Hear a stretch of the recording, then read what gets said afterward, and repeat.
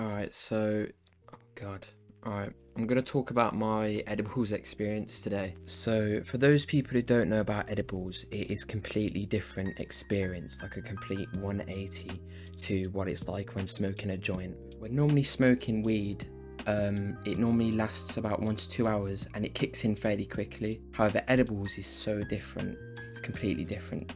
It can normally take 1 to 2 hours to kick in, depending on how much you've eaten before. Like if you ate an edible on a full stomach, it's going to take a long time to kick in. However, a lot of beginners make this mistake where they think, oh, it's not kicking in, this must not be strong, all of that rubbish, when this edible could be insanely strong. So what beginners do, which my friend has done before, and it is absolutely hilarious to watch, but it is not hilarious if this is happening to you. But what they'll do is they'll take another edible thinking that, oh, this edible must be weak, so why not just take another one, so I should feel it then. And then when they take that, they're like, oh shit, it's only just kicking in now. And then the other one's going to kick in later as well. And also edibles last a hell of a lot longer than smoking weed especially. You can go 3 hours on an edible and it's still getting stronger, which can be absolutely terrifying, especially for people who've never had an edible before.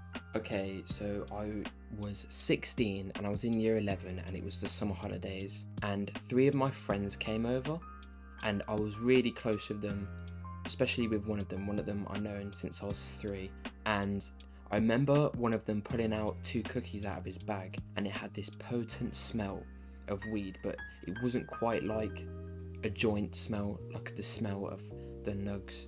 It was a kind of cookie THC stench, man.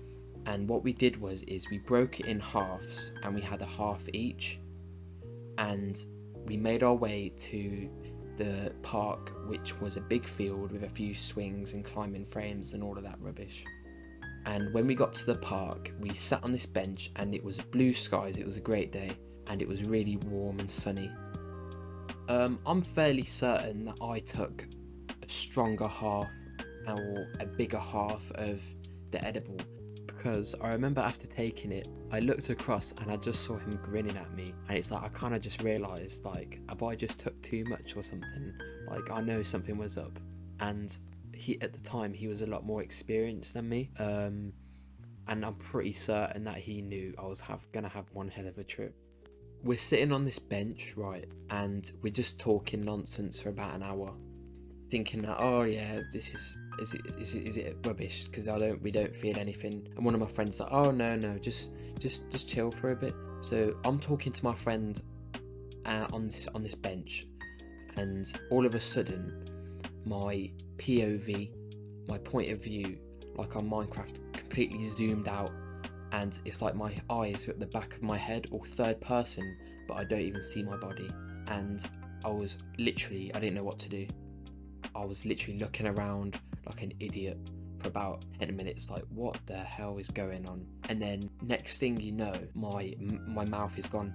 My whole jaw has disappeared. It was removed, it was deleted. Goodbye jaw. And all I could taste was I couldn't feel my tongue. All I could taste was salt, like a wet salt taste, which I later found out was called cotton mouth. And I literally had the ultimate cotton mouth. Like, all it was cotton, there was no mouth. And after about half an hour of realising that I have cotton mouth, I'm like, okay, I need to get a drink. And I don't know what my friends were doing, after realising that I have cotton mouth myself, I've realised it will kick in for them as well. I remember getting up and saying, I'm gonna go get a drink of water, does anyone want to come? No one wanted to go, and I decided to walk across the field, and it was quite a long field to get onto this main road, and then you follow the main road to a shop to get a drink of water. I made my way, and I'm telling you, I felt like I travelled across a desert, because not only was it warm and dry, I felt like I was walking for hours, and the field was probably about 200 meters, but I felt like I was traveling the world. As soon as I got to the main road, I started freaking out, because there's people. I was not expecting people. I completely forgot that people existed. It's just me and my friends in our own world. And then all of a sudden, there's loads of people on this main road while I'm walking up to the spa, and this one old lady looks at me and our eyes meet. In my head I was like, oh yeah, she definitely knows I'm high. That's it, I'm gonna get arrested now. My life is over. But I carry on like the trooper I am, and I make it to the spa. And I remember the air conditioning walking in, and it was so cool, and it was nice and cold, and I just stood there for about a minute.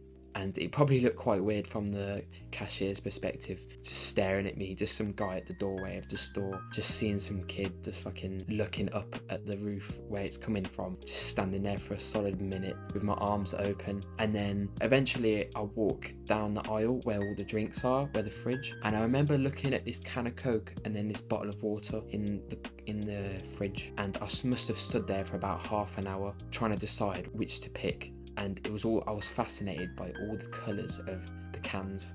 Like there was the Fanta, there was the Tango, there was the Coke, the Diet Coke, the Coke Zero, the Pepsi. I didn't know which to pick. I later found out that I was probably gone about 45 minutes, and the store was literally 5 minutes away. Like I could have run there and back and only took 5 minutes. And when I got back, I remember sitting on the field, and I was literally looking at the sky, and I just started regretting everything.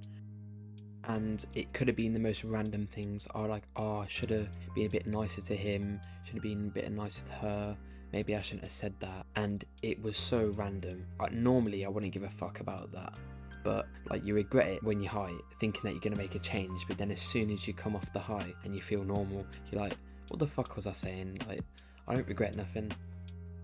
We made it back to my house, but it didn't end there, because I actually went to sleep. I just passed out in my bed, but all my friends in my kitchen, they ate all my crisps. And then one of my friends went on my GTA account at the time, and I treasured that account. I saved millions to like buy like the new Oppressor at the time, like the new vehicles, but because I was so high, I was just like, yeah, do what you want. And then he went on GTA and spent all my money on some stupid car.